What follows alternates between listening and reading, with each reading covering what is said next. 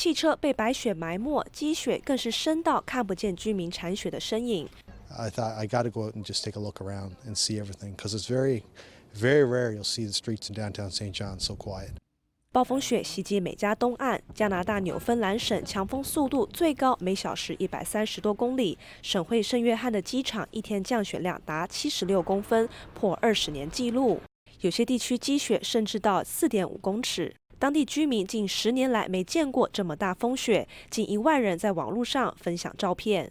大雪也一度造成断电，影响2万多人。美国中西部爱荷华州地面湿滑，一辆卡车失控，差点撞到州警。